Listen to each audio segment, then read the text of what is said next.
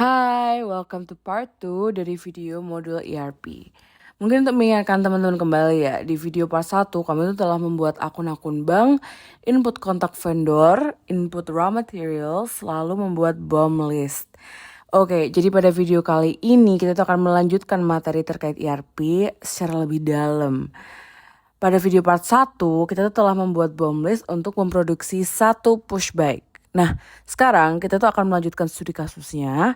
Jadi di sini PT Silok Jaya Mandiri atau PT SJM memproduksi pushback dengan harga jual Rp600.000 dengan media pemasaran online dan akan dibeli oleh customer dengan rincian sebagai berikut. Teman-teman bisa lihat di tabel ini ada 3 customer dan masing-masing memiliki jumlah dan payment plan berbeda. Nah, sekarang kita diminta untuk menjalankan case tersebut di Udo Online hingga tahap pembuatan financial report yaitu general ledger dan profit and loss. Oke, jadi langkah pertama kita akan menuju ke homepage Udo Online dan akan mengecek inventory terlebih dahulu. Di situ dapat dilihat bahwa on hand menunjukkan produk yang dimiliki oleh PT SJM. Di situ on hand masih 0 karena kan kita belum melakukan pemesanan raw materials ya. Dan pembuatan untuk produk pushback, jadi semuanya 0. Namun sebelum melakukan proses purchasing dan manufacturing, kita tuh harus mendefinisikan customers terlebih dahulu. Pada homepage, klik modul CRM atau Customer Relationship Management. Kemudian kita klik pada bagian sales dan buka pada bagian customer. Tampilan ini mirip seperti di modul kontak sih sebenarnya. Jadi teman-teman bebas untuk mendefinisikan dari customer bisa di modul kontak ini atau di modul CRM. Sama aja sih sebenarnya. Kemudian klik create. Kita tuh akan masukkan nama customer yang pertama yaitu Ibu Maike. Dan jangan lupa untuk memilih jenis customernya ya. Karena beliau merupakan satu orang saja, maka kita akan pilih individual. Kemudian pada bagian sales and purchase, karena beliau adalah customer, maka kita akan isi di bagian payment ini. Terusnya pada bagian sales diisi dengan immediate payment, karena itu adalah keterangan yang ada di studi kasus. Namun pada kasus tertentu, customer ini juga bisa memiliki 2 fungsi, yaitu fungsi sales dan fungsi purchase. Apabila demikian, maka jangan lupa untuk mengisikan informasi payment terms dengan immediate payment pada keduanya. Kemudian pada tab accounting, kita lihat pada bagian accounting entries. Ubah account receivable menjadi SC003 yaitu akun bank yang kami telah buat di video part 1. Dan untuk account payable menjadi SC004. Kemudian jangan lupa untuk save. Ulangi langkah tadi untuk semua customer yang ada, sehingga seluruh customer ada pada contacts. Setelah sudah selesai mendefinisikan seluruh customer, maka kita akan melakukan proses purchasing bahan baku untuk membuat pushback sesuai dengan jumlah demand yang ada. Sebelum melakukan pembelian bahan baku, kita tuh akan menghitung kebutuhan untuk keseluruhan bahan baku terlebih dahulu. Kebutuhan bahan baku dapat dilihat dari jumlah demand yang ada, jadi kita harus matematika dikit kali ya. Jadi kita akan menambahkan seluruh demand dari 3 customer tersebut. Jadi totalnya adalah 183 unit pushback. Kemudian kita menghitung untuk kebutuhan masing-masing bahan baku. Di sini kita tinggal kalikan aja kebutuhan untuk membuat 1 unit pushback dengan total demand-nya. Dan dari situ dapat diketahui bahwa kita membutuhkan body sebanyak 183 unit, roda sebanyak 366 unit, dan baut sebanyak 3.660 unit. Kita akan kembali lagi pada homepage untuk melakukan pembelian bahan baku. Jadi, klik modul purchase dan pembelian akan diawali dengan request for quotation, yaitu daftar bahan apa saja yang PT SJM butuhkan kepada supplier kita. Jangan lupa untuk klik create. Pada vendor, kita tuh akan isikan vendor yang pertama untuk body, yaitu PT Rari Rar. Kemudian kita klik add a product, yaitu body. Dan pada quantity kita masukkan 183 unit. Jika sudah, klik confirm order. Kemudian receive product, validate, dan apply. Kemudian status akan berubah menjadi done, yang artinya produk sudah kita terima. Kemudian kita kembali ke P001, lalu klik create bill untuk pembayaran invoice. Kemudian kita menuju ke tab Journal Items.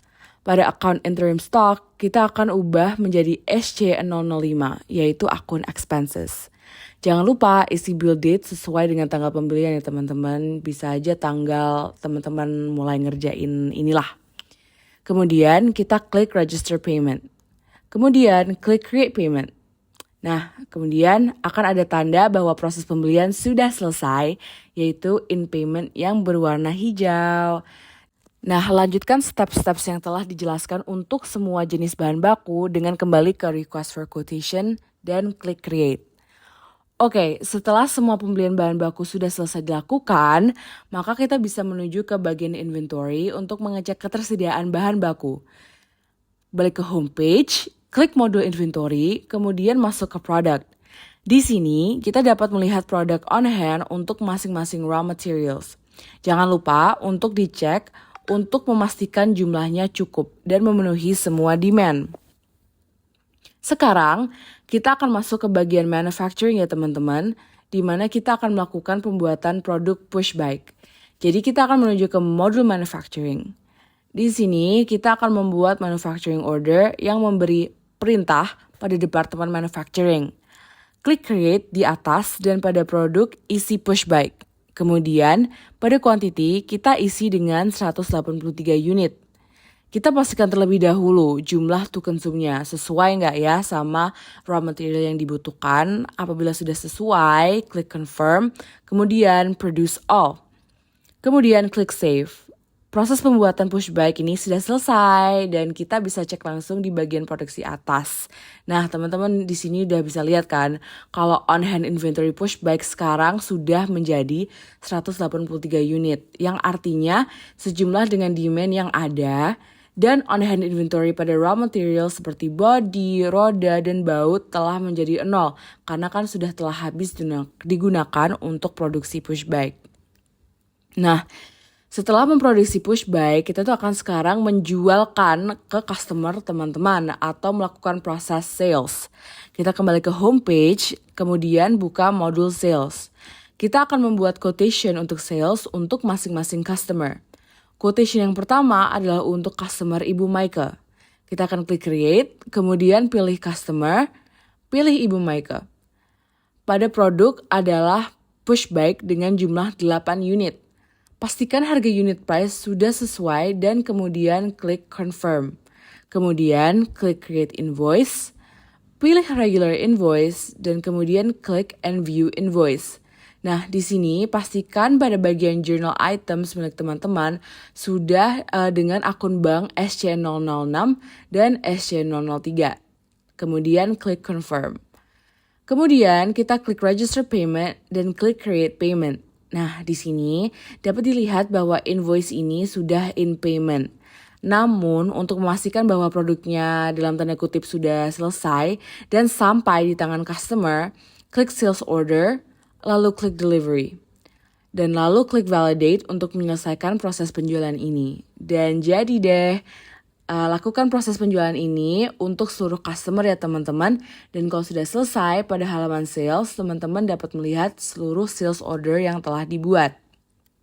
Nah, sekarang untuk mengecek jumlah pushback yang tersisa, teman-teman bisa klik tab products. Karena kita sudah berhasil menjual seluruh pushback pada customer, dapat dilihat bahwa on-hand inventory-nya sudah menjadi 0 unit. Alhamdulillah nggak bangkrut ya guys. Nah, setelah semua demand terpenuhi, langkah selanjutnya adalah membuat financial report. Nah, ini tuh digunakan untuk mengetahui cash flow dari seluruh aktivitas perusahaan kita. Dari homepage, klik modul accounting. Nah, pada bagian tab reporting, kita akan klik pada general ledger. Nah, fungsi general ledger ini itu adalah untuk memperlihatkan aliran dari cash flow yang ada. Kemudian, untuk melihat keuntungan dari proses bisnis ini, klik reporting dan klik pada profit and loss. Dan di sini dapat terlihat dari aktivitas perusahaan yang terjadi pada PT SJM telah mendapatkan keuntungan sebesar Rp94.800.000 dari hasil penjualan pushback.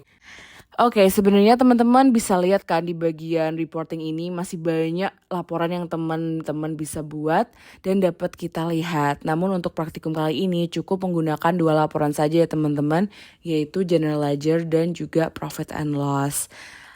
Nah, jangan lupa untuk mengekspor laporan tersebut dalam bentuk PDF ya teman-teman.